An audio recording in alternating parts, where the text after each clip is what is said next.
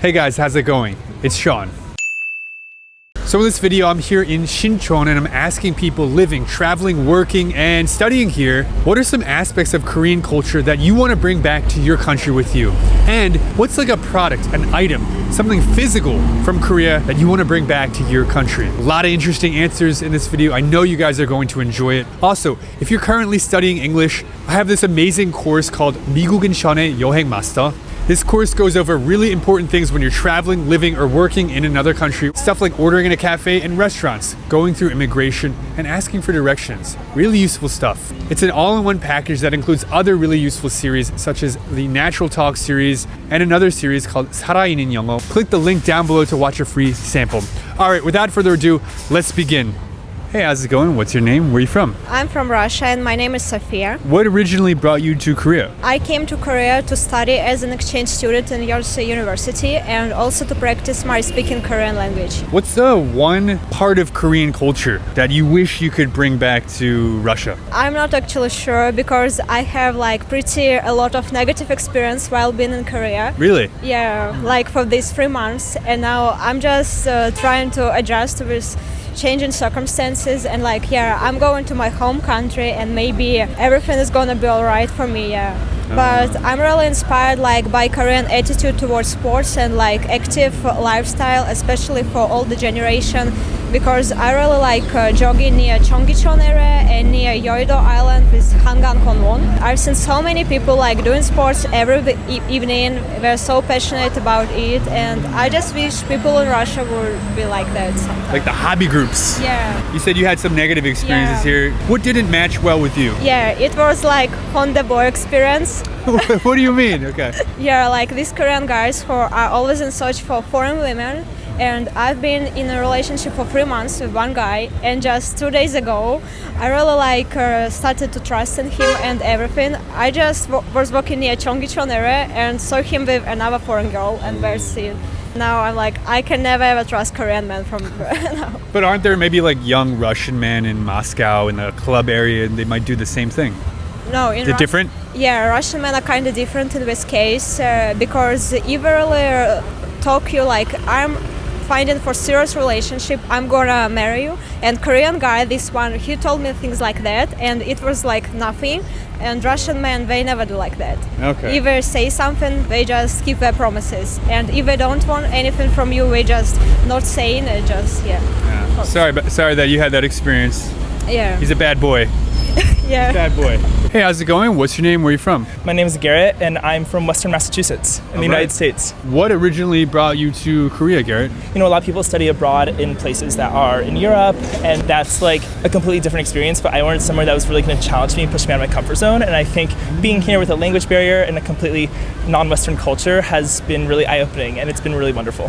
What's one aspect about Korean culture, the way people think, the way people behave, they interact with each other or communicate, that you want to bring back to Massachusetts? The first thing that comes to mind is a lot of the ways that men express their masculinity here is very interesting in that I've viewed a lot of men expressing affection towards each other physically that you would just never see in America. Give me an example. Dudes on the subway that are friends, are you okay if I touch you? Okay. Are not afraid to touch someone in a completely platonic way. And I feel a lot of my experiences in America, that would be kind of seen as homoerotic, get kind of accusations, and also just dudes will be on the street complimenting each other's style or you're so handsome. Right, exactly. Yeah. And in the club, and that's just not really a thing that happens in the United States, and I just appreciate that. What a unique and amazing perspective. What a great answer. Thank you. Yeah, I feel that was definitely something I immediately noticed is how many dudes were complimenting just various physical features about each other. That was, or style and whatnot. Right, because we wouldn't really, I'm also American. Right.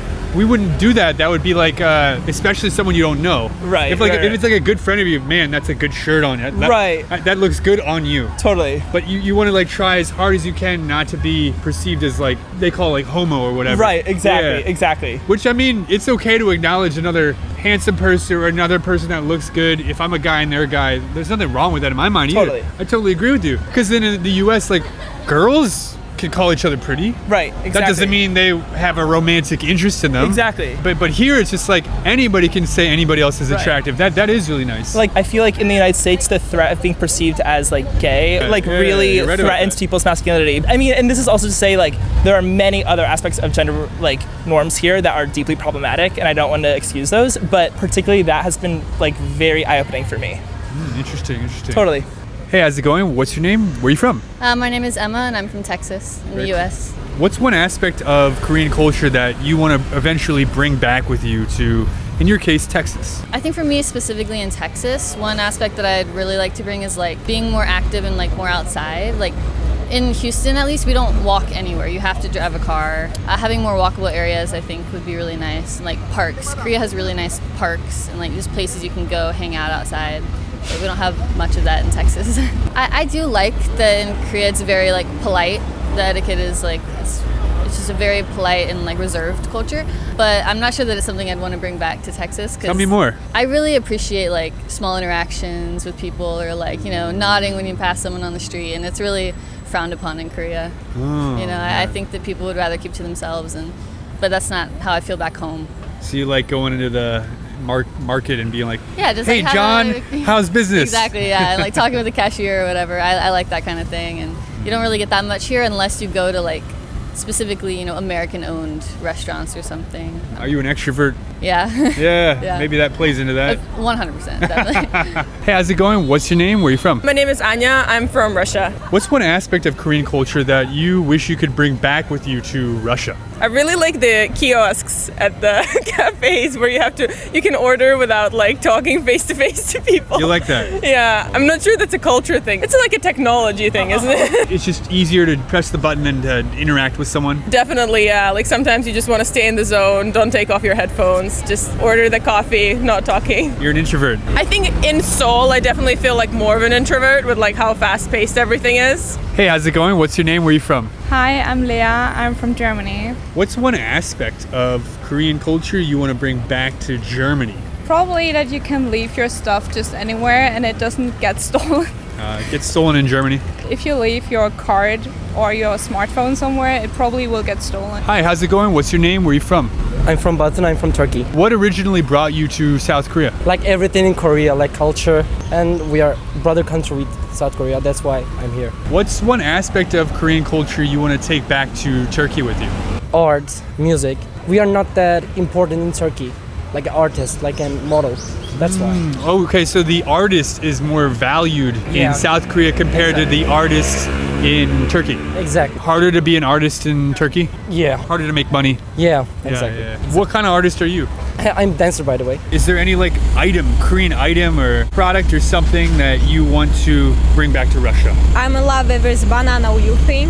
Banana uyu. Yeah, I really drink it like every day, especially when I'm in a bad mood. So You don't have anything like that in Russia? we also have like banana milk, but it's kind of different. I think in this case, Korean milk is like unique. One product you want to bring back to Massachusetts? Oh, I've been collecting little chopsticks, like from various restaurants, or like if I go to a little like nice little shop and there's inlaid chopsticks. I think that's a really like lovely small little thing to bring back. And I think I'm gonna start eating with chopsticks more at home because it forces you to slow down and really enjoy the food you're eating. Probably like the coffees that come just, you know, in the packages that you can get at any convenience store. Love that, yeah. I like not having to go to a cafe. You're a coffee person. Yes. Nice. I like coffee. Oh, I'm really in love with street toast. Because they have it like as a snack sometimes. Yeah. What do you put in your street toast? I'm a big fan of the brand Isaac Toast they have. Do you not have stuff like that in Germany? Well, it's a combination of sweet and salty things here in Korea. We usually don't put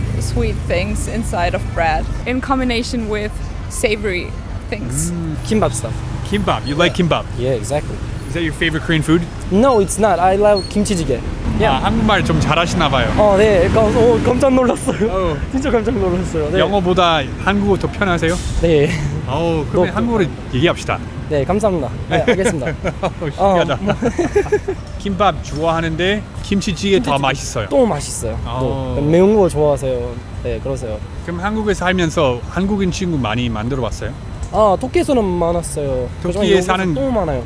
터키에 사는 한국 친구도 많아요? 네, 많아요. 앙카라에서 엄청 많아요. 그러면은 터키어, 영어, 한국어 3개국어 다 잘하시네요. 감사합니다. 한국어 어떻게 배웠어요? 매일매일 연습하고 엄청 드라마를 봤어요. 아, 드라마 보면서. 네, 드라마하고 음악하고 다를 그리고 친구들이 엄청 많았어요. 영어보다 더 네. 편하신다고요? 진짜. Sorry about you had negative experience, but Yeah. hopefully you also had some good experiences too. Of course, I had good experience, like for example, traveling by myself. I went to Kannin and Busan, and people were very kind, especially when I was in a trouble. And for example, when I first came, I didn't have like my phone card, so I was like lack of internet connection, and they were like so kind people who helped me, like, oh, you're foreign here, let me help you, and they like catch a taxi for me and explain how I find my way and everything. That's really nice. Yeah. So overall, you're enjoying your time in Korea? Absolutely. It's so beautiful. I love that the city is built around the mountains. I really like to hike, and so I'm here in the middle of Sinchon, but on a subway I could get to the mountains and go on a hike, and I think that's like such an interesting dynamic to have both of those in such close proximity. So overall, you're enjoying your time in Korea? Absolutely, yes. 10 out of 10. 9 out of 10. Too hot right now. too hot. I really like it. I enjoy it. I wouldn't stay here forever. I like it for now. All right, everyone, thank you so much for watching this video. Did you enjoy it? If so, please let me know in the comments down below. Once again, I'm Sean, and I'll see you in the next video. Bye. I can feel that when I speak Korean, I'm kind of just like any other person here. Hey guys, how's it going? It's Sean. So I'm here in Sinchon in Seoul, and I'm talking with people about how to make friends with foreigners. I teach English, and a lot of my Korean students are always saying how they want to make foreign friends, but they just don't know how. Where do they do it? Do they do it in Korean? Do they do it in English? What's the best way to make a relationship? Without further ado, let's begin. I'm Jade, I'm from France. It's been like 3 years I'm in Korea. What originally brought you to Korea? I just wanted like to explore another country in Asia, and my sister lives in Japan, so I wanted to be close, kind of close, but I didn't want to live in Japan. Why didn't you want to live in Japan? It's not my... Cup of tea. Yeah. But you wanted to live in Korea. Yeah, I wanted to live in Korea. I tried. I was doing like Korean language course. Before I tried to have Korean friends, I really tried. The first time I came to Korea, I was like, oh, I need to have Korean friends. I kind of need, because, you know, I had like to be good at Korean. Sure. But actually, too many culture difference maybe. Tell me more. sometimes. Tell me more. I don't know, like not the same humor or the same way of thinking sometimes. So I'm more comfortable being with foreigners, if that makes sense. Yeah. I enjoy sometimes like being with Korean who've been abroad. It's okay, but like being close friend is a bit hard. I just have like one close Korean friend, and she's a girl, because I think with a guy it's a bit more complicated to be friend. But like, Why is that? oh, I don't know, like Yeah. They just want to like date you or yeah, usually. Yeah. You're like, all right, I tried this, I and tried. Yeah. you're now you've made the conclusion. Yeah. It's probably easier just to hang out with foreigners. Right now, yeah, I think like this. Yeah. What if someone just came up to you on the street and was like, "Hey, I love your style. Where are you from?" Before, it would have worked, but right now I would be scared. You know, because of like the colds and this kind of thing. Everybody Because- says that. Yeah. Yeah, because usually when Koreans come to you like in the street, it's usually because of this. So I would be a bit scared. But if they are alone, I think it's better. If there's like- two of them, that's Yeah, bad. two of them, I'm gonna be like, no. I think it depends of the person, you know. I would love being friends with more Korean people, but sometimes it's a bit hard. But I love Korean people. Hey, how's it going? What's your name? Where are you from? It's great, man. My name's Chris. I'm originally from New Zealand, just in Korea for a week traveling. I lived here about 10, 15 years ago, loved the place. Yesterday I was hiking in the mountains nearby Seoul, and all of a sudden I hear a voice and he says, "Oh, hello, hello." And it was a young Korean person, maybe 23 years old, and he wanted to know which way to go. I didn't know any more than him, but I showed him the best I could, and you know, we ended up having dinner together and exchanging numbers. And I think the secret is just to say hello. Really, there's not a huge secret. Do you think it was a fake question? I don't know. He looked pretty lost. He didn't have a phone or wallet. He was just wandering, you know. He's a nice guy. He was just up there to read, and I thought that was interesting. It might have been a fake question. Maybe. It's possible. You ended up having dinner. Yeah. Part of the plan. Hi, I'm Alina. It's going well, I would say. I'm from Germany. Actually, I really like people that are so open and that talk to someone on the street or in cafes or whatever. It happened to me like 2-3 times already, and I always thought like, oh wow, that's so nice. And like we had a conversation. It was also with Korean people, and I really much enjoyed it. And now next week I'm going with a Korean friend to eat outside, because she was the person that approached me on the street, and she asked me like, hey, where are you from? What are you doing here? So it was really nice to just get into a conversation. I was a little bit skeptical at first. Why were you skeptical? Yeah, well, sometimes I heard a little bit about like that there are cults in Korea. So I'm always a little bit scared, especially if people approach me in pairs, and then I'm like, do you want to get me to go into a cult or something? But for this girl it wasn't the case, so we talked for quite some time and then it was fine. I'm Irina and I'm from Moldova. What originally brought you to South Korea? Well, it was a long-standing passion for the culture. I'm very much a history nerd, so learning about China's history brought me also to Korea. And then I just kind of fell in love with the hanbok, the language, which is weirdly very similar to Romanian. Oh, really? Can you give me an example? In the sense of it's very musical. It's lyrical in a way. When you hear it being spoken, especially in certain accents, it reminds me of home. The street vibe, it also kind of reminds me of home. That's it's cool. It's just very open, very friendly. A lot of my Korean students, they're studying English, just saying, I want to make foreign friends. I don't know how to do it. Where do I start? What do you think about that? The intention of people approaching us is the most important, because a lot of people approach us just wanting to learn English from us. Okay. And it feels very fake. They don't care about learning about what we like, what we are as friends. They don't care about developing that sort of relationship. Sure. It's more about a language exchange. The other person that you're trying to make friends with, and have a conversation with them. Because in the end, we're very open, I think. We're very open to making new friends and making new connections. And honestly, we're very excited to have Korean friends. Yeah. Hey, how's it going? What's your name? Where are you from? Hi, my name is Vidis Grigaliunas. I'm from Spain and I'm doing great. Ooh, that's a cool name. Thank you. If someone wants to make a foreign friend, what do they need to do? We're open to meeting a lot of new people. We don't have friends, so anyone who approaches us and says like, hey, do you want to hang out? Usually we're gonna be open to it. Of course, not immediately say like, hey, want to hang out? Have a conversation initially. Something I've talked with a few friends is the lack of Korean friends we have.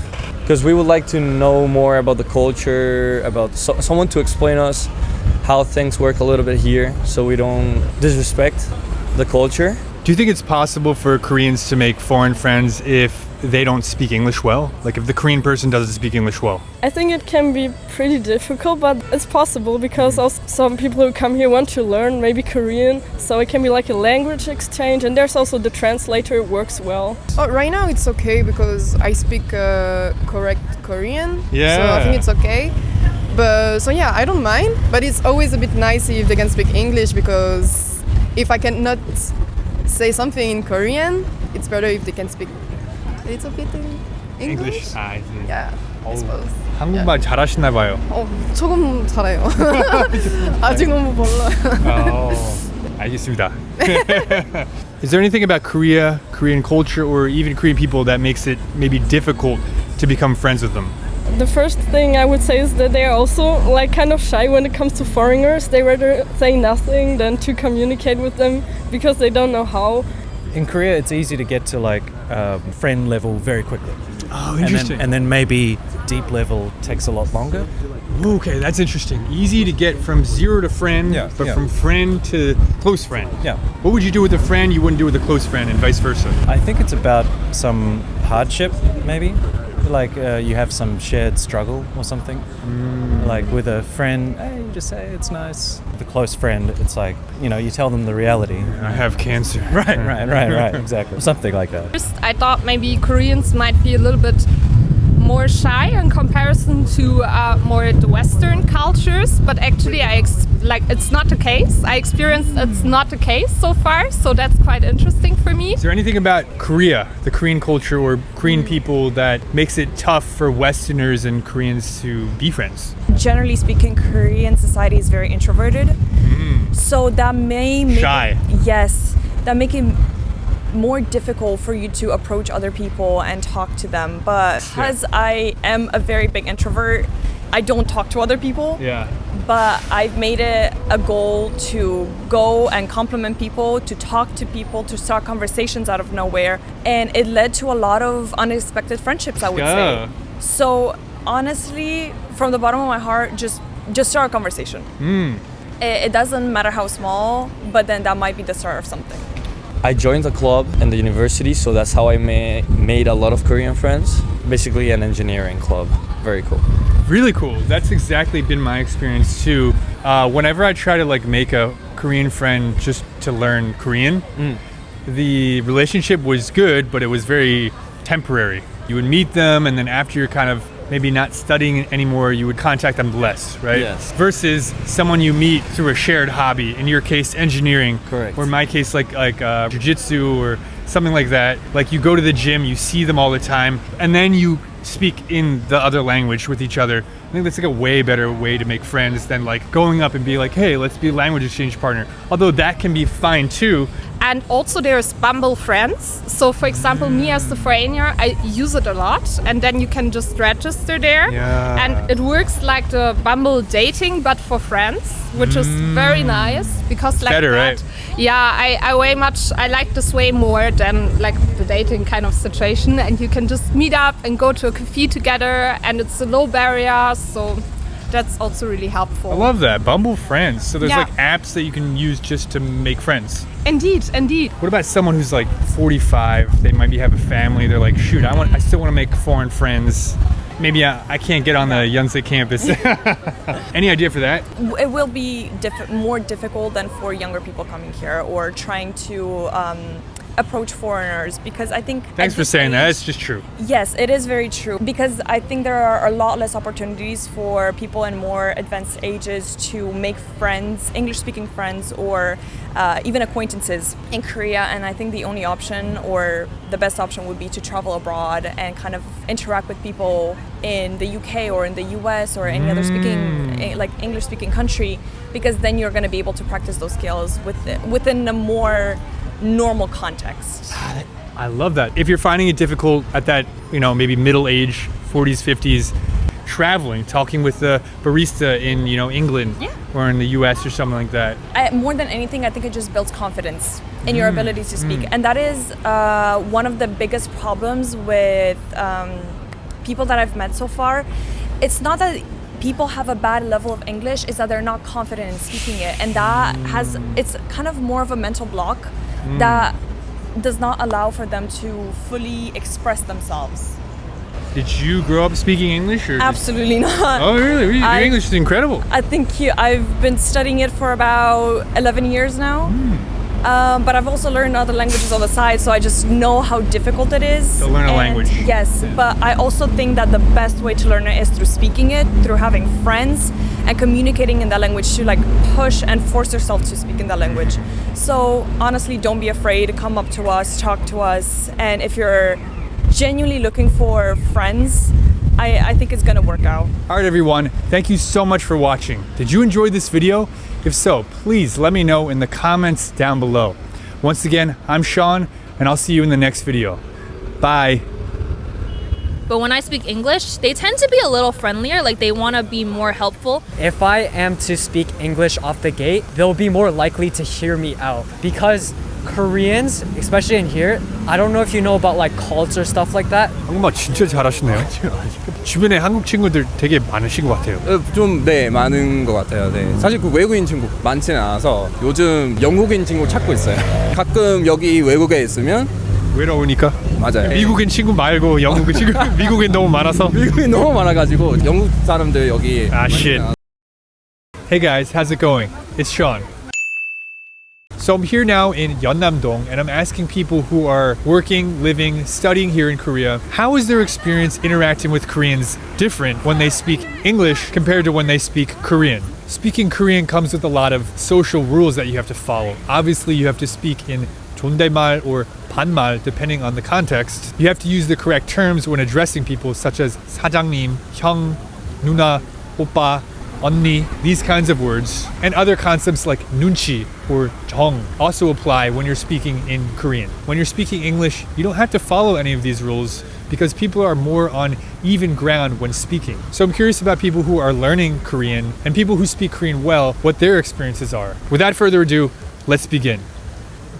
Hey, how's it going? What's your name? Where are you from? My name is Eunice and I'm from New York. What brought you to Korea? Well, I came right after I graduated university, so that was like 2019, and I really just came for fun, and I didn't think I was going to be here for this long. It's now like almost 6 years later and I'm still here. What do you do here, can I ask? I work at a English hagwon in Daechidong, which is like the hagwon capital of Korea. Do you notice a difference between when you speak English and when you speak Korean and how people treat you here? Yes, I can feel that when I speak Korean, I'm kind of just like any other person here. But when I speak English, they tend to be a little friendlier, like they want to be more helpful, or they assume that I don't really know what to do, so they'll go out of their way to do more for me. They treat you like a foreigner. Yeah. That's very interesting. But Yeah. when you're speaking Korean, you're Korean. Yeah, when I'm speaking Korean, it's like I'm just another person.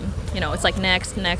Yeah. So would you say your Korean is like native level Korean or very, very fluent? Yeah, I think I'm fluent enough. The only times it'll show that I'm not sure is when we get to talking about like politics, for example, or like, I was gonna say. yeah, I definitely couldn't do that. Yeah, they would just think I'm native otherwise. Hey, how's it going? What's your name? Where are you from? My name is Tom. I'm from England. What originally brought you to Korea? So I first came as an exchange student in 2020, and I Okay. came here, liked it so much that I came back like a year later. What'd you like so much? I think everyone has the same view where they come here, and I don't know what it is. When you go back home, you're like, I need to go back. For me, the thing I really like the most is like the safety. So are you studying Korean now or have you studied since you've come? Yeah, so I never studied like formally in a school or anything. It was just sort of self-taught. Do you notice a difference between when you speak to Koreans in English versus when you speak to them in Korean? Like as soon as I speak Korean, people have that obviously reaction, like whoa, whoa, like they get so excited. Or I can get into sort of friend groups and things like that maybe I wouldn't be able to do. But I also find that a lot of people want me to speak English to them.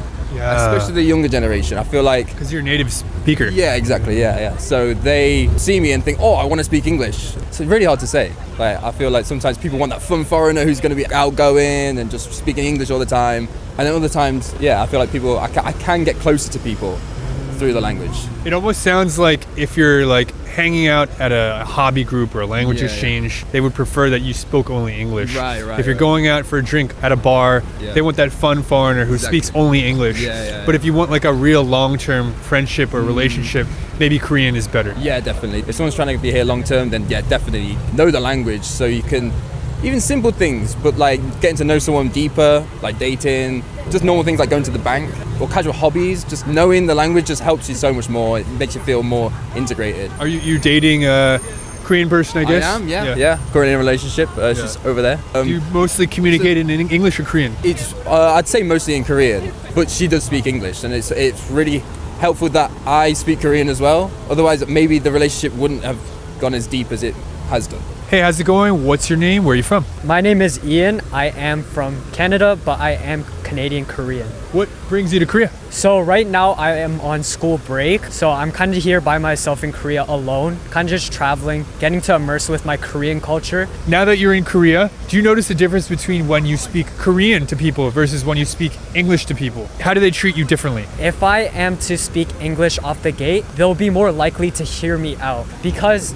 Koreans, especially in here, I don't know if you know about like cults or stuff like that. Usually if you have conversations with Koreans, they're a little more conservative, just like mind your own business. If you speak English, they're like, oh, it's a foreigner. What do they have to say? So they might be able to understand and stop and hear what you have to say. So you're actually helping my friend Jerry right now. You're going into the streets, you're trying to get people for him to interview, right? Exactly, yeah. And today you're actually trying to interview Koreans. He's trying to interview Koreans. So you're helping Jerry, and I want to know your experience about that, between asking people, hey, can you help me? We're going to film a video, versus 안녕하세요, 혹시 좀 시간 좀 되시나요? 약간 This is my process. I first stop by and say, excuse me, do you speak English? And then they might be like, a little bit. And then I speak to them in English, but then I slowly transition to Korean so that they know that I'm also Korean and they become a little more comfortable.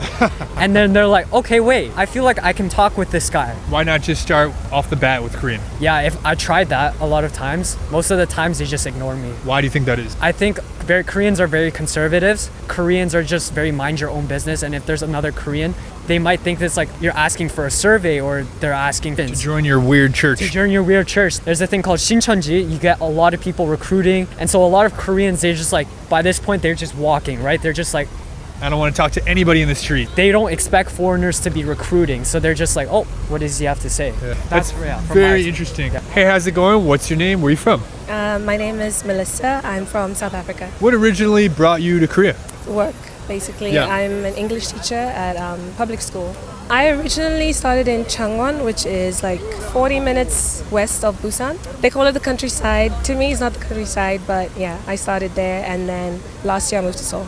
So you've been to Busan a lot. Almost every weekend for like the 4 years I was Yeah. in Changwon for. Yeah, I love Okay. Busan. Do you find a difference between when you speak English and Korean to Koreans? Do you find that there's a difference in the way you're treated, the experience you have, or any other detail that comes along with that? I'm curious about. If I'm meeting Korean people like randomly or maybe like on a night out or something, if I speak English, then it's like, wow, like amazing, you're so cool, whatever. But Why is that? I think just because of how like the government is like really investing into English education and sure. stuff. So when they meet somebody who speaks English, it's almost like, oh, I have a chance to either practice or get a little bit more like insight on like what it's like to live in a different country or something along those lines. Sure. When I speak Korean, I'm also met with like awe or wonder. They're like, why do you speak Korean? But if I speak Korean, I still get English back.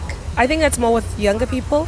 Hey, how's it going? What's your name? Where are you from? Hi, my name is Elis, or Eliška in Czech, and I'm from the Czech Republic. What brings you to Korea? I study at Yonsei University, Yeah. so I'm a student here. Yeah, so like when I start a conversation in English, they're a little bit more shy, whereas when I start a conversation in Korean, like when I at least try to say something in Korean, they are like much more confident and maybe willing to help. Can I ask you something in Korean? 주말에 주로 뭐 하세요? 사실은 친구 하나밖에 없어서 이 친구예요. 그래서 네, 친구랑 같이 놀고. Only one 친구? Yeah, only one. 그 친구가 바쁠 때는 아무것도 안 해요. 집에 있는 거 좋아해요? 집에 있는 것보다는 그냥 누구랑 같이 하고 싶어요. 근데 친구는 그렇게 많이 없으니까 집에 있을 수밖에 없어요. 혼자 뭘 하는 걸 별로 안 좋아해서? 네. 그러니까 요새는 러닝 많이 하고 있어요. 러닝 하고 있어요? 네. 저번 주에도 그 하프 마라톤도 뛰고 처음 뛰어본 거라서 많이 힘들었는데 오늘 밤에도 집에 가서 또 러닝 할 예정이에요. 나이스. 한국에서 무슨 일 하세요? 저 이제 그 모델 하면서 사실 좀 엔터테인먼트 쪽에 지금 뭐 일하고 싶어서 뭐 유튜브나 그런 거 하고 싶기 때문에 그런 거 하고 있어요. 무슨 비자로 이제 오신 거예요? 구직 비자인데 E6 비자로 지금 바꾸려고. 한국말 진짜 잘하시네요. 발음 너무 좋아요. 주변에 한국 친구들 되게 많으신 것 같아요. 좀 네 많은 것 같아요. 네 사실 그 외국인 친구 그 많지는 않아서 요즘 영국인 친구 찾고 있어요.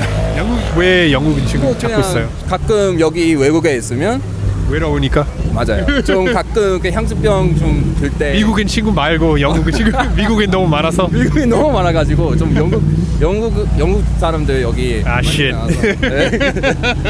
오늘 뭐 했어요? 오늘 친구랑 놀았어요. 우리 점심 먹었어요. 그리고 쇼핑 조금 했어요. 네. 시간 있을 때 뭐 하는 걸 좋아하세요?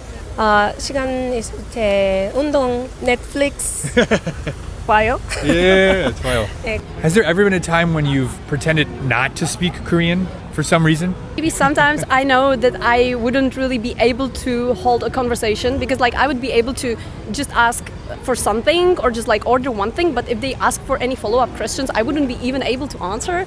So I'm like, okay, I'm gonna just start the whole conversation in English, and I'm not gonna even try because it wouldn't work anyways. You're scared of the follow-up. Yeah. I'm kind of like the Jackie Chan when he had the interview when he was like preparing to order the sandwich, and then the waitress she asked for more follow-up questions, and he was so lost. Milk, toast, bacon, and egg. Then she said, how would you like the egg? Huh?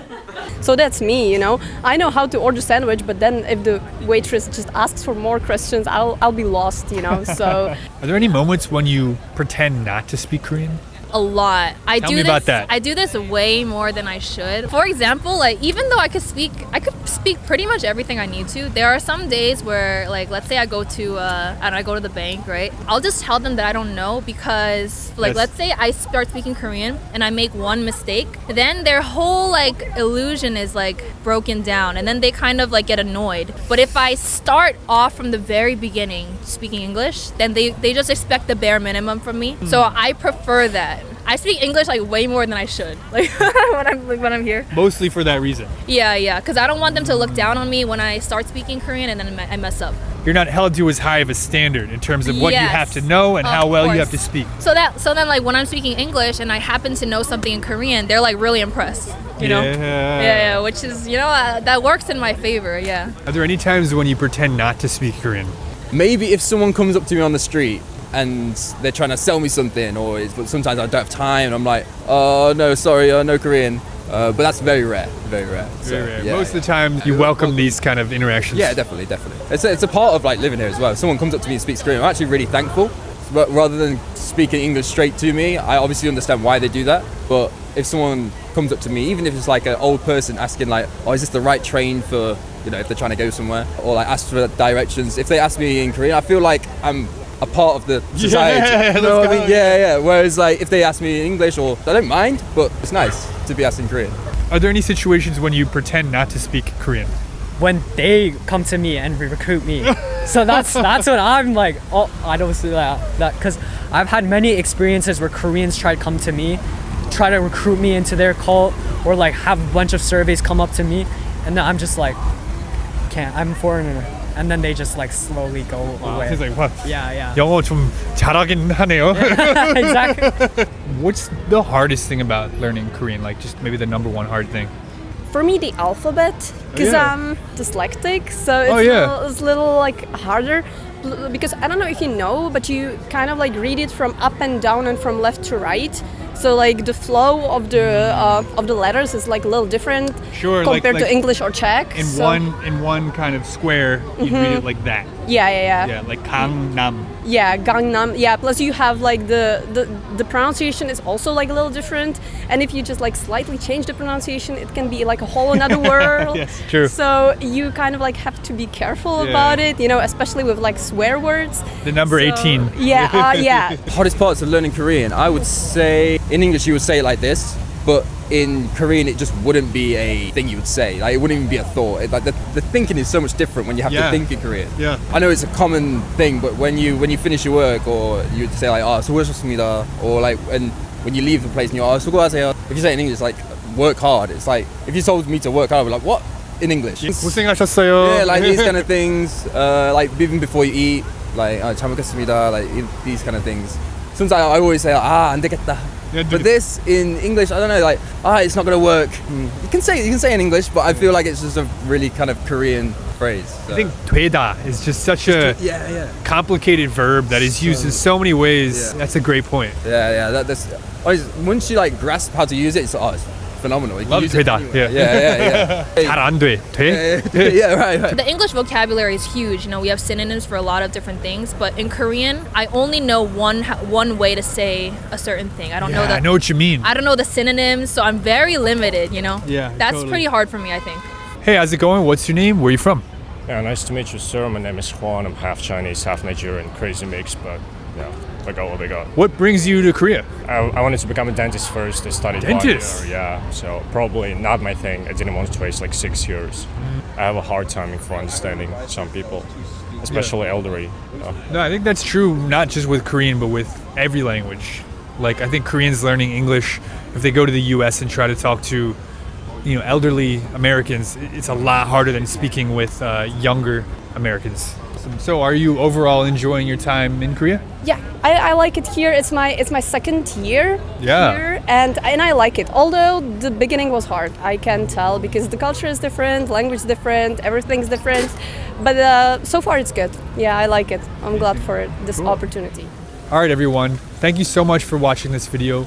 I really hope you enjoyed it. Let me know your thoughts and opinions in the comments down below. Once again, I'm Sean, and I will see you in the next video. Bye.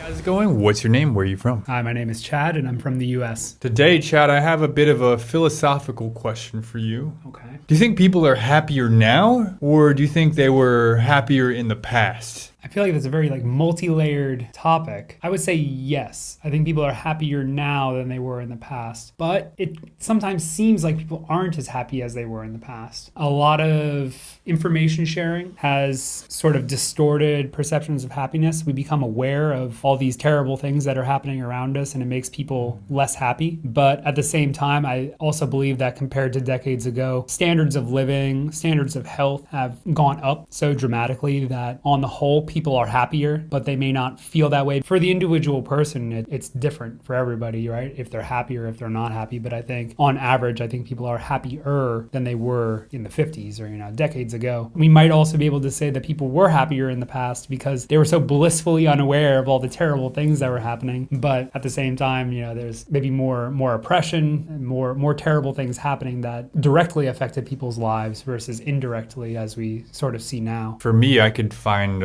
reasons for both. People were happier in the past, I could think of reasons for that. People are happier now, I could think of reasons for that. For people were happier in the past, it's like, well, we used to be much more communal. We would live in small cities, small towns, everybody knew each other. You would know your neighbor, you would say hi to your neighbor, and I think there's a lot of value in that. Sure. And that's really good for kids. It's good for people who are living alone, they're lonely. Nowadays we don't really have that as much. I don't know any of my neighbors. I don't know any of my neighbors in my previous place. I didn't know any of my neighbors in the place before that. I never see my landlord. So all the people in my life are people that I've known now for years, and it's hard to make new friends.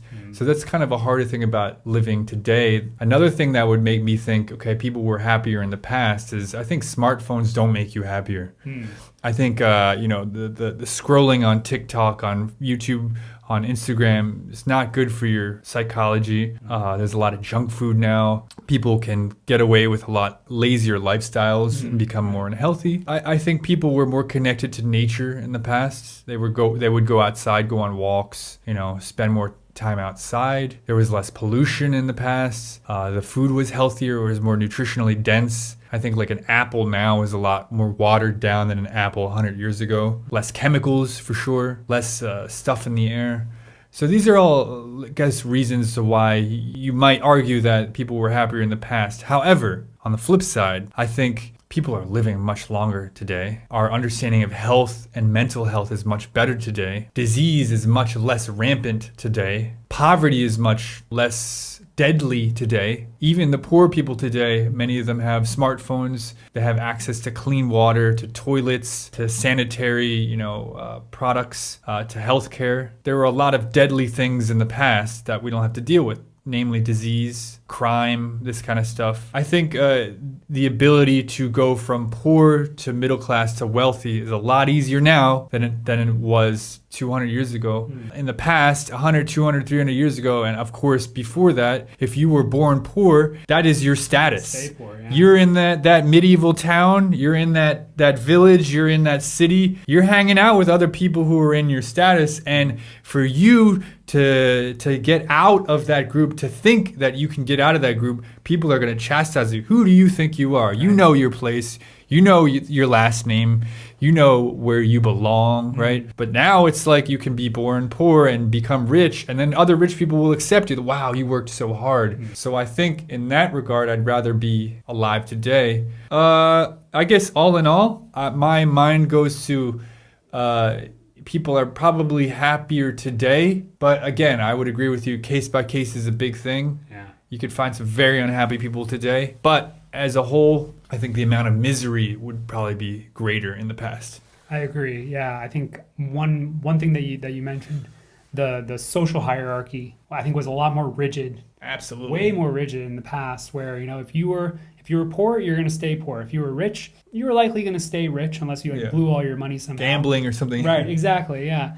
Whereas now you can climb the social ladder, you can climb the financial ladder, I think, a lot more accessibly now than you could in the past. There are, of course, you know, as you mentioned, there's, you know, still people really having a tough time. We can't just generalize and say, oh, it's easy for everybody now. No, of course not. But compared to the past, I think there's a lot more opportunities to sort of climb the social ladder than there were in the past. And I think that's something where people can be happy. Maybe they aren't happy, but they can sort of move in a direction where they can be happy, which leads to just an overall lift in like average happiness, if that makes sense. I got a question for you. Okay. Would you rather be rich 500 years ago or poor 500 years in the future? Oh, man. I think I would rather be poor 500 years in the future. Wow. Based on what we've been saying in this conversation, right? Even if you're poor now, you'd probably be happier now being poor than you would be being poor 500 years ago. Because if you're poor 500 years ago, probably going to die relatively soon, right? 1500s, like, it's probably not looking so good for you. But now it's like, even if you're poor, there's social programs that can sort of help you. There's, you know, all these different resources that you would still have access to, like you mentioned, like clean water. These things are still available now, even if you're poor. And so I can only imagine what that would sort of translate to, what that would be sort of extrapolated to 500 years from now. What is the standard of living for somebody who's poor 500 years from now? Does everybody have like an implant in their head of, you know, all these, you know, electronic things that they can just do with this chip? You know, does everybody have a smartphone? Does everybody have a car? Like all these things, we don't know. We can never know. But I feel like the standard of living, even for somebody who's poor, would be greater than the standard of living for somebody who's poor now. And so Absolutely. I think I would rather be poor 500 years in the future than rich 500 years ago. Unless there's World War III. Oh, no. And we are just reset. The Great Reset. Oh, no. Going back to living in caves, hunting with spears, and building fires. I mean, at that point, it's like, how do we even define poor at that point? Sounds like everybody's poor at that point. You're just sort of fending for yourself back to hunter-gatherer society. I guess the big thing that, you know, we're unsure of is society going to continue to improve and get better, or is something going to happen? Are we going to blow ourselves up? Sure. Or is there going to be some crazy disease or zombie virus, or are aliens going to come and take us over? Whatever tragedy, fill in the blank. I mean, I feel like that would sort of affect overall happiness just across the spectrum. Absolutely. Right? Everybody would be more miserable. Maybe there will be no rich and poor in the future. Maybe everybody's just going to have a robot helper that can do everything for them. And we just have so much abundance because we're just so productive and we don't need anybody to do any difficult jobs. Are you happier now at your age than you've ever been? I think so, yeah. You're not a super young man anymore. That's true. But yeah, there were certain periods in the past where I may have been happier than I was now, but they were relatively like short term, right? So maybe I was happier when I was like in college as an undergrad because it was studying, but also like lots of partying, lots of hanging out with friends. You know, it was a lighter time in my life. And so I might have been happier then. But at the same time, am I happy because I'm financially stable? Am I happy because I have a good group of friends that I hang out with, a good social circle? And I think when I break it down by like those different factors, I think on the whole, I would be happier now because when I was in college, right? Financial stability? No, not at all. Poor college student, right? But got to do a lot of like social happiness, hanging out with friends. Active life. Parties, yeah, exactly. But now it's kind of like, well, I still have an active social life. I hang out with my friends, but I'm also far more financially stable than I was 15 years ago. And so I think that that's a very important thing to consider is that, you might have felt like you were happier back then, but not in every aspect or in ways that maybe were a bit of an illusion. I think it's important to point out is that a lot of times when we think about the past, whether it's history or our own personal past, we only look at the good things. Right. And you forget how, hard a problem was, how much it was difficult to live in this circumstance, how much it would have sucked to not have internet, for the people in the past, or to have health, the proper medical care, or like we keep saying, like clean water. Right. or for ourselves, like how lonely we could have been at times. We were single, or how financially not stable we were. Right. I'm happier now, more stable, Right. less roller coastery. Yeah. I think that's a good way to put it. It's less ups and downs, but it's more about like a smoother, stable happiness. Yeah. All right. I think that's a good place to end it. I hope you're all happy watching this. All right, guys. I will see you in the next video. Bye. Bye. Hey, how's it going? What's your name? Where are you from? So my name is Chad, and I'm from the U.S. Today, Chad, I want to talk with you about ghosts and aliens. Ooh, interesting. Okay. Let's start with ghosts. Do you believe in ghosts? It's such a hard question because I can't definitively say, oh, they don't exist, so of course not. But Can't say they don't exist. I can't say they don't exist, so I guess that means I do believe that they exist. Yeah, but you can also say that about, I can't prove that the invisible spaghetti monster doesn't exist because he's invisible. It's true. I haven't seen evidence to completely disprove their existence, whereas there are so many people who have stories or photos or video of all these like supernatural events happening, right? And so I guess I sort of lean that way because the people who have any sort of like proof is on the side that says, yes, they exist. And so I guess I would sort of be slightly on that side, but not like completely, not like, yes, they exist for sure. Like definitely not that strong. So you think that if a lot of people believe something, or they've had an experience, or believe that they've had an experience, that this does hold weight in terms of evidence that they might exist? I think it needs to go a little bit further than just people saying that they've had this experience or that this thing exists just purely based on faith, because at that point it just becomes faith. It just becomes sort of like religion, which is neither good nor bad. But for something like ghosts or you know, supernatural beings or things like this, the people who say that they exist tend to point to more physical evidence. And when I say physical evidence, I mean like, oh, they have photos or they have video evidence of these, you know, weird things happening. And so I think it's that sort of added physical evidence that puts me on that side, rather than just saying, well, I was possessed by this ghost and so they obviously exist.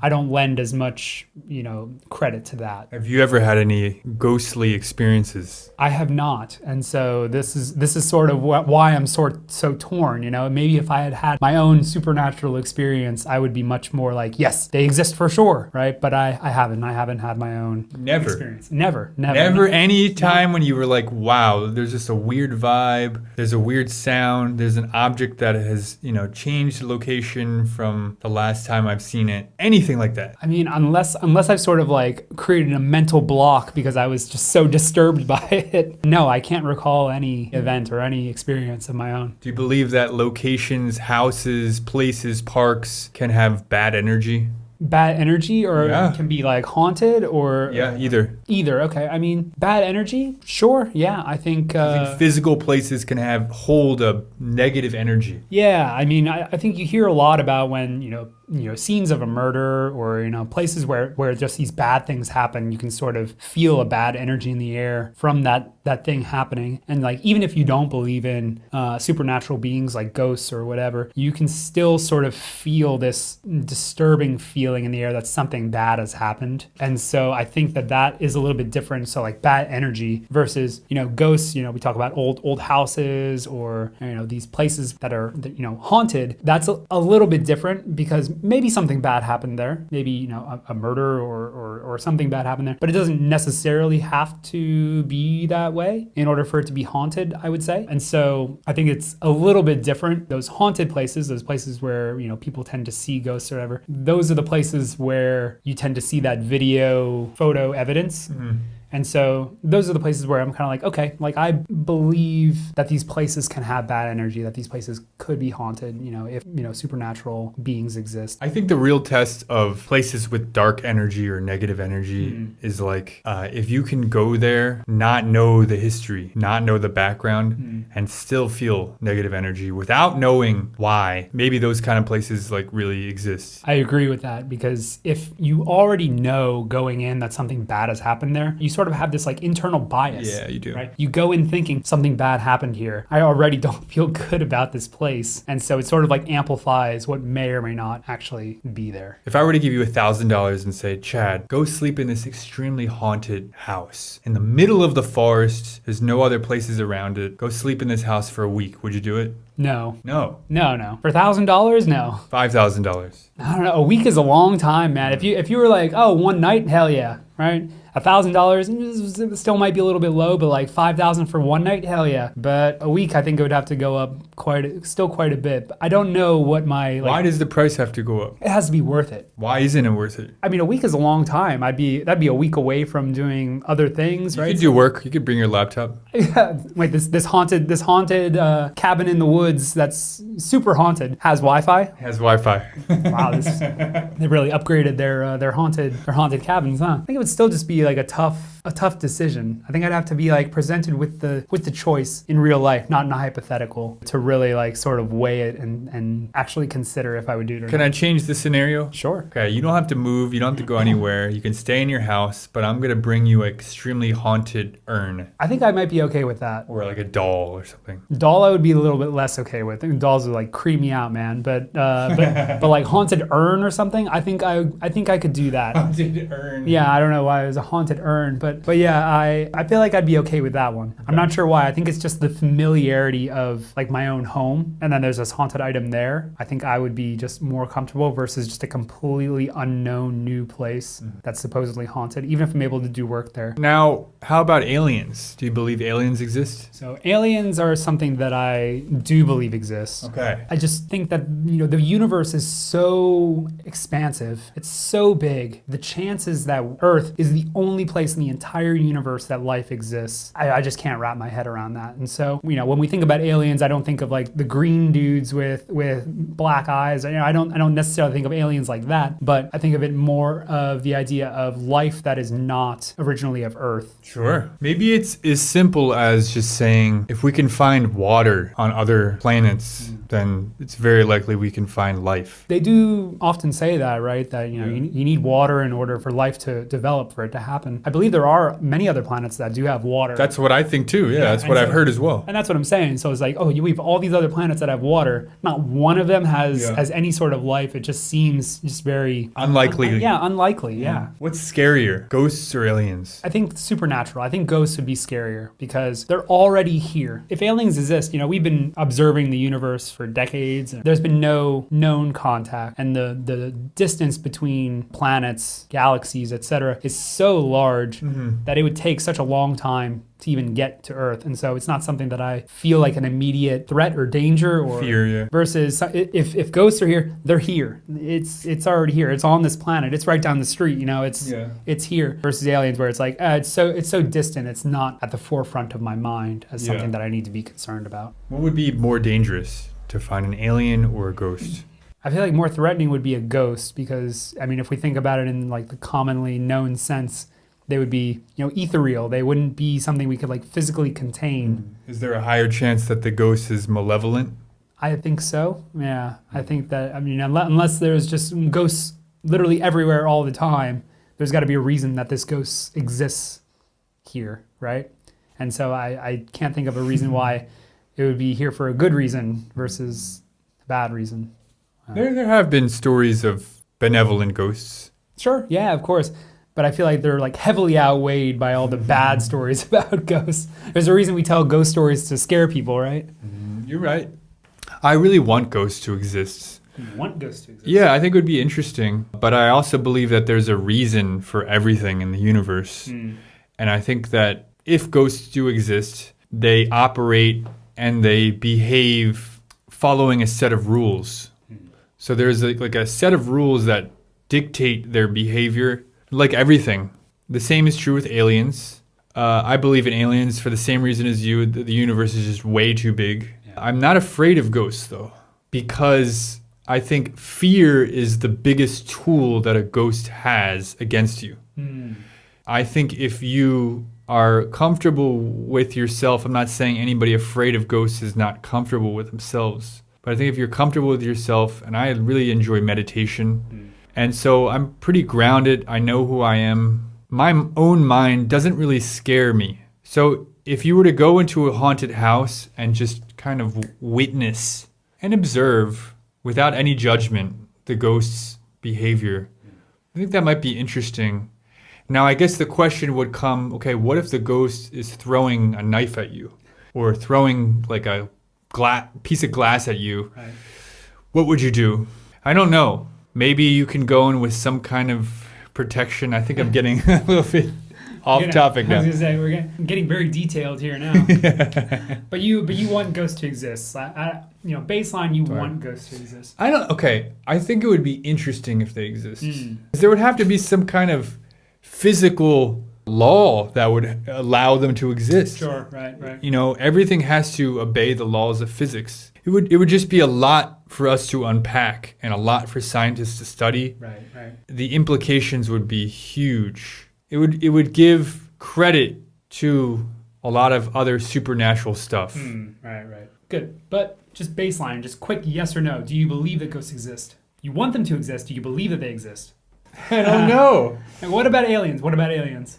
Aliens for sure exist. Okay. So to start with aliens, sure. Absolutely. With aliens, yes. Okay. I would vote. I'm not 100% sure, but if I had to vote and be like, do aliens exist? Yes or no? I would vote yes. Okay. Ghosts.